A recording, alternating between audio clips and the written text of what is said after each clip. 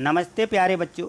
तो पिछली वीडियो में हम क्या देख रहे थे? पिछली वीडियो में हम चैप्टर 1 रियल नंबर्स यानी वास्तविक संख्याओं के आधार पर हम परमेय संख्याओं के माध्यम से अपरमेय संख्याएं सिद्ध कर रहे थे। तो आज हम देखेंगे, यहाँ पे देखिए जो उदाहरण इसी से संबंधित दिया गया है, उदाहरण 11, ठीक है ना। तो इसमें है कि दर्शाइए कि 3 वर्गमूल 2 एक अपरमेय संख्या है, यह हमें सिद्ध करना है। तो देखिए इसी प्रकार के हम सवाल पिछली वीडियो में देख चुके हैं, इसलिए हमें यहाँ पे कोई दिक्कत नहीं होनी चाहिए, क्योंकि हम क्या करते हैं, हम इसके विपरीत मान करके चलते हैं। तो यहाँ देखिए थोड़ा सा आपको बता दे रहा हूँ, आप फटाफट इसको समझ लेंगे, क्योंकि हमने पिछली वीडियो में इसको अच्छे से समझ लिया है कि हमें इसके एक विपरीत मान लेना है। अपरमेय के विपरीत क्या होती है? परमेय संख्या, है ना। तो हम यहाँ मान लेंगे कि हम इसके विपरीत मान लेते हैं। यहाँ हमें लिखना है हम इसके विपरीत मान लेते हैं। विपरीत मान लेते हैं, यह हम इसके विपरीत मान लेते हैं। तो इसके विपरीत क्या होती है? माना कि यह परमेय संख्या है। हम यहाँ मान लेंगे माना कि 3 वर्गमूल 2 एक परिमेय संख्या है। एक परिमेय संख्या है, यह हमने मान लिया, ठीक है ना। ये हम करते आ रहे हैं, ये परिमेय संख्या है। जब ये परिमेय संख्या है तो इसलिए क्या हो जाएगी? 3 वर्गमूल 2 बराबर क्या होगा? हमारे a बटे b हो जाएगा, यानी p बटे q के फॉर्म में होती हैं। और हम देखते हैं कि जहाँ हमने इसको परमेय माना है तो हम लिख देंगे कि जहाँ, क्योंकि इसकी ये कंडीशन रहती है, प्रॉपर्टी रहती है, तो हमें यहाँ लिख देना है कि b बराबर नहीं है 0 के। ये हमें जरूर लिख देना, ठीक है ना। ये हमने लिख दिया, ठीक। अब इसको थोड़ा सा क्या करेंगे, हम इसको हम हल करेंगे, कैलकुलेशन करेंगे इसको आगे, ठीक है ना। तो यहाँ देखिए, यहाँ हम क्या करेंगे भाई, यहाँ देखो, यहाँ पे है 3 वर्गमूल 2। तो ये 3 क्या है? इसका गुणांक है। जब गुणांक है तो बराबर में हम पक्षांतर करेंगे तो ये कहाँ जाएगा? ये भाग में चला जाएगा, इस b के साथ बटे में आ जाएगा। तो यहाँ आप देखिए, यहाँ हम लिख देंगे कि यहाँ पे बच जाएगा हमारा, इसलिए या हम यहाँ से सूचित कर्ता का निशान बना दें कि वर्गमूल 2 बराबर a बटे क्या जाएगा यहाँ पे? 3b, ठीक है। अब आपको इस पक्ष को बिल्कुल कोई हल नहीं करना, क्योंकि ये हमारा यहाँ धन ऋण या कोई संख्या इस प्रकार से नहीं है, तो यह आ गया हमारा। तो यहाँ हम लिखेंगे कि चूंकि हमारी संख्या ए बी क्या है? ये पूर्णांक है, तो 3 भी हमारा क्या? पूर्णांक भी है। तो यहाँ हम लिख देंगे चूंकि, यहाँ लिख दीजिए चूंकि 3 ए तथा बी क्या है? पूर्णांक हैं। पी ये क्या है? पूर्णांक हैं। जब ये पूर्णांक हैं तो हम क्या कहेंगे कि यह एक परिमेय संख्या है। ये के बी की जगह हम कुछ भी रख के देखें तो ये हमारी परिमेय संख्या ही निकलती है, ठीक है ना। तो यहाँ हम क्या कह देंगे, इसलिए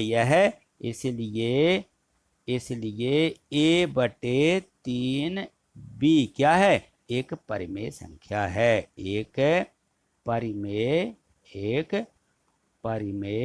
संख्या है। जब यह परिमेय संख्या है तो क्या होगा? इसलिए हम लिखेंगे, इसलिए वर्गमूल 2 भी एक परिमेय संख्या होगी।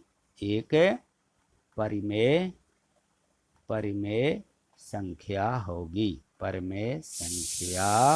होगी। यह हमने क्या कर दिया, इसको ये हमने यहाँ पे देख लिया है, ठीक है ना। यह परिमेय संख्या होगी, ठीक। इसको यहाँ ये सर लिख दीजिए। अब देखिए यहाँ पे क्या हुआ है, जब यह हमारी 2 हमने देखा कि परिमेय संख्या है इसके साथ में, तो यहाँ क्या हो गया? इसका विरोधाभास हो गया, है ना। तो यहाँ हम लिखेंगे कि इस तथ्य का विरोधाभास है। यहाँ लिखेंगे कि यहाँ इस तथ्य का विरोधाभास है। तो यहाँ हमें लिख देना है कि यहाँ इस तथ्य का विरोधाभास है। अतः ऐसा लिख दीजिए, अतः यहाँ इस तथ्य का विरोधाभास है, विरोधाभास है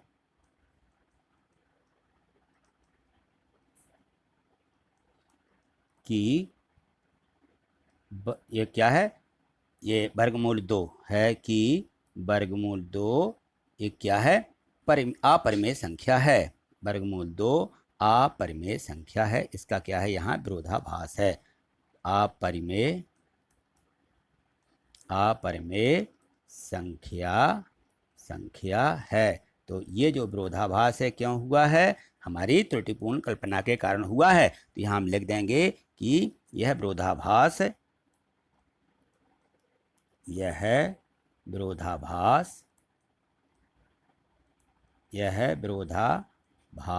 हमारी जो हमने कल्पना की है या हमने जो माना है, हमारी त्रुटिपूर्ण कल्पना है ना, त्रुटिपूर्ण बनाइए अच्छे से यहाँ पे, त्रुटिपूर्ण कल्पना के कारण,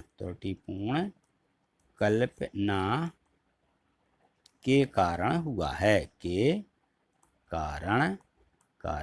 हुआ है। ठीक है ना, विरोधाभास हुआ था तो हम क्या मानेंगे, इसलिए अतः ये जो है ये परिमेय संख्या नहीं है, क्या है, अपरिमेय संख्या है। अतः इससे सिद्ध होता है,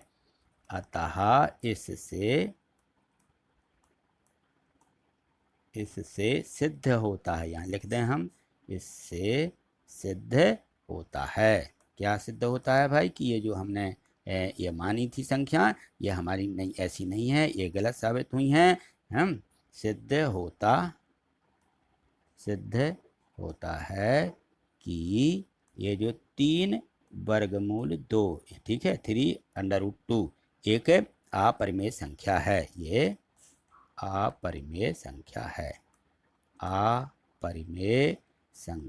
है। ये हमें यहाँ पे इतना लिख देना है। ठीक है, इसको उतार लीजिए, इसमें कोई आपको दिक्कत नहीं होनी चाहिए। ठीक है, उतारिए इसको।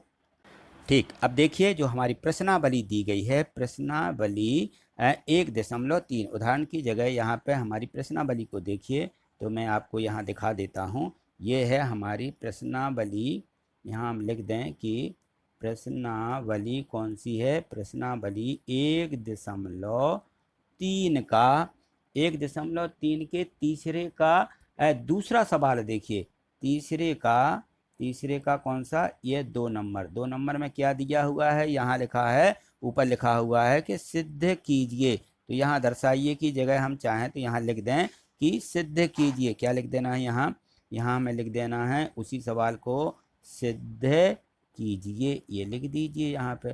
ठीक है, तो ये हमारा सवाल बन जाएगा कौन सा, ये हमारा इसी तीसरे का दूसरा, यहाँ पे 3 की जगह पे यहाँ 7 है और यहाँ लिखा हुआ वर्गमूल 5। तो हम यहाँ लिख देंगे कि 7 वर्गमूल 5। ठीक, इतना बस हमें लिख देना है। जहाँ पे हमारे यहाँ पे कितने दिए थे, 3√2 दिए है ना, वहाँ हमें यहाँ पे 7 वर्गमूल 5 कर देना है और बाकी हमें ज्यों का त्यों ही उतार देना। देखिए जहाँ पे हमारी ये संख्या आई है वहाँ पे हम यहाँ पे इसको सुधार लेते। ठीक है ना, यहाँ हमें 7 वर्गमूल 5 लिखना, यहाँ हमारा वर्गमूल 5 हो जाएगा, यहाँ हमारा 7 हो जाएगा, यहाँ भी हम 7 लिख देंगे, यहाँ भी 7 लिख देंगे, यहाँ वर्गमूल 5 लिख देंगे। ठीक है, और यहाँ भी हम वर्गमूल 5 लिखेंगे। और देखिए और कहाँ पे लिख देना, यहाँ हमें 7 वर्गमूल 5 लिखना है, बाकी आपको कुछ नहीं करना है। तो देखिए यहाँ पे हम लिखेंगे कि हम इसके विपरीत मान लेते हैं कि 7 वर्गमूल 5। ठीक है, यहाँ आ जाएगा 7 वर्गमूल 5, यहाँ भी हमारा क्या आ जाएगा, वर्गमूल 5 आ जाएगा, यहाँ 7 आ जाएगा, यहाँ भी हम लिख देंगे कि 7, और ये हमारी पूर्णांक हैं। ठीक है, तो ये बटे बी भी एक हमारी परिमेय संख्या होगी। तो हम यहाँ क्या लिखेंगे कि वर्गमूल 5 जो है यह भी हमारी एक परिमेय संख्या होगी, और यहाँ लिख देंगे वर्गमूल 5 के कारण विरोधाभास है। ठीक है, ये जो हमारी अपरिमेय संख्या है और यह अपरिमेय संख्या त्रुटिपूर्ण कल्पना के कारण हुई है, तो इसलिए सिद्ध होता है कि यह जो है 7 वर्गमूल 5 क्या है, ये अपरिमेय संख्या है। ठीक है, बस इतना बस करना है इसमें, और ज्यों का त्यों उसी उदाहरण के अनुसार ही है। चलिए ठीक है, इसको उतार लीजिए और हम इसी के अगले सवाल को देखते हैं। तो यहाँ देखिए, ठीक देखिए, अब इसका जो सवाल क्रमांक पहला दिया गया है, इसी तीसरे का पहला। ठीक है, यहाँ पहले सवाल को हम देखते हैं, ये दिया गया है इसका पहला सवाल, और पहले सवाल में क्या दिया गया है भाई, यहाँ पे लिखा हुआ है 1/वर्गमूल 2। यहाँ क्या लिखा है, 1/वर्गमूल 2।